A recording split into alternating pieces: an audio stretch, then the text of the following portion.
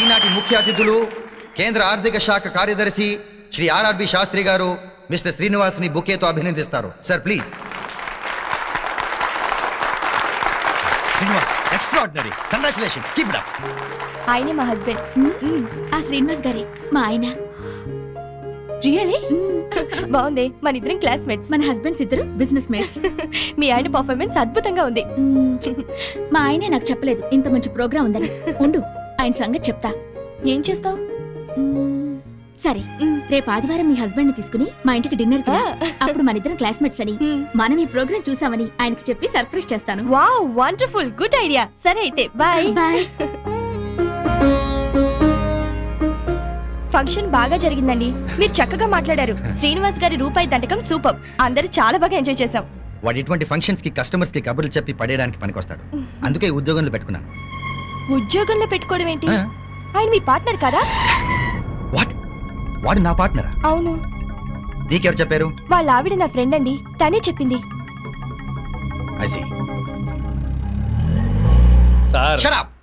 Office car తీసుకెళ్లి సొంత కారని చెప్పుకుని వాడావు.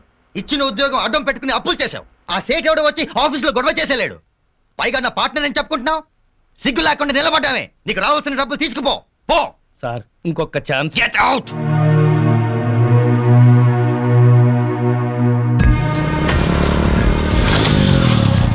అర్రే సేట్జీ, మీకోసమే స్పీడ్ గా బైక్ మీద వస్తుంటే నేను కనిపించాను. పైసలు అందినాయా? ఇంకెంత 2 నెలలు. అరే ఏంది బై, ఇలా ఎన్నిసార్లు వాయిదాల మీద వాయిదాలు వేస్తావు? ఇదే ఆఖరిసారి, ఇంకెప్పుడు అడగను. సరే బై, నువ్వు చెప్పినట్టే 2 నెలలు అవుతా. కానీ నువ్వు నాకు చిన్న హెల్ప్ చేయాలి. చెప్పు సేట్జీ, నీకోసం ఏమైనా చేస్తాను. విజయవాడలో నా దోస్త్ బయన్ కి షాదీ ఉంది. ఈ నగల పెట్ట ఈడ మర్చిపోయిండు. ఓహో, అందుకు నువ్వైతే నమ్మకస్తుడు అని జాగ్రత్తగా తీసుకెళ్లి ఇస్తావని నీకు ఇస్తున్నా.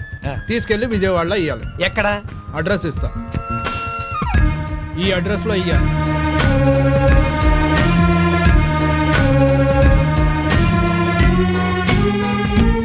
శుక్రియా బాయ్, షాదీకి వస్తానని చెప్పు. బాయ్. హలో మాధవి, ఆఫీస్ పని మీద అర్జెంట్ గా బెజవాడ వెళ్తున్నాను. రాత్రికి ఇంటికి రాను, నువ్వు భోంచేసాయి. అలాగే, రేపు పొద్దున్నే వచ్చేస్తారుగా? పొద్దున్నే వచ్చేస్తా. Okay okay.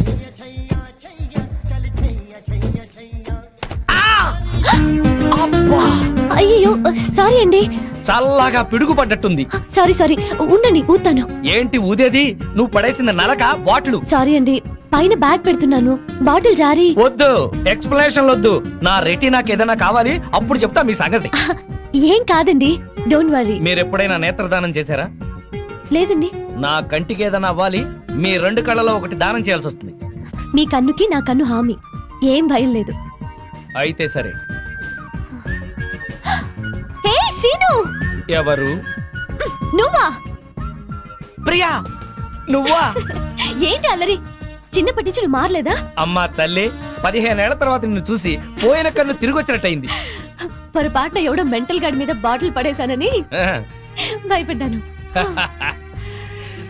ఏం చేస్తున్నావు ఇప్పుడు? బిజినెస్. పెళ్ళైందా? అయింది. నువ్వు పెద్ద చీట్వి. ఏ? చిన్నప్పుడు నాకేం చెప్పావు?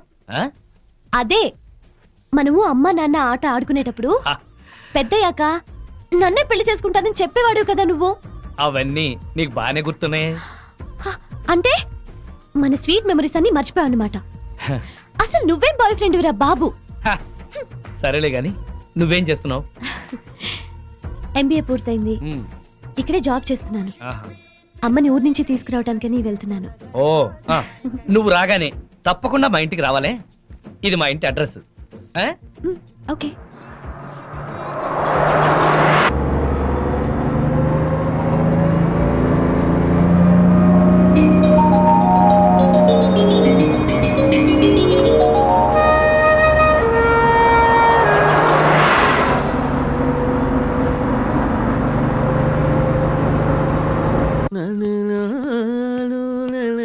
ఏం తాగుతాం బావా?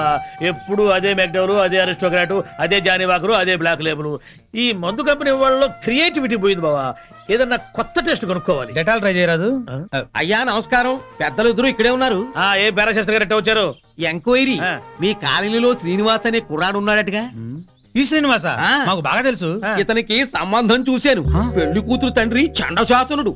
కుదిర్చే ముందు ఇతని క్యారెక్టర్ ఎటువంటిదో తెలుసుకుందామని వచ్చాను. అదేంటి బావా ఈ పెళ్ళాం పిచ్చోడు మళ్ళీ పెళ్లి చేసుకుంటున్నాడా? సరే ఇతనికి సంబంధం చూడమని ఎవరు చెప్పారు? వాళ్ళ అమ్మా నాన్నే. అమ్మా నాన్న ఆ, అనాథరం చెప్పాడుగా మనకి. మీరేదో ఆలోచిస్తున్నట్టున్నారు. ఏమైనా లూప్ హోల్స్ ఉన్నాయా?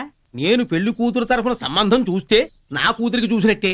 ఏవో 4 డబ్బులు వస్తున్నాయి కదా అని శాడిస్టు వెధవులకి బుద్ధి లేని గాడిదలకి సంబంధాలు చెప్పకూడదు. ఆ పిల్ల ఉసురు మనకి తగులుతుంది. ఈ కుర్రాడి గురించి చెడుగా మాట్లాడితే నాలిక ఉడి కింద పడుద్ది. ఆహా, కోహినూరు వజ్రానికి కోటేసినట్టుగా ఉంటాడండి. ఓహో. ఐశ్వర్యరాయ్ చూస్తే అమాంతం కావలించుకొని ముద్దు పెట్టుకుంటుంది. మరి అయితే ఇంకే. మీరు తొందరగా వెళ్ళి వీళ్ళమ్మ నాన్నని వాళ్ళమ్మ నాన్నని తీసుకొస్తే వెంటనే పెళ్లి చేసేసేయచ్చు. అయితే క్షణం ఆలస్యం చేయను. శుభం. ఆ శుభానికి ఎడచేయి వాడరాయా. ఆ శుభం.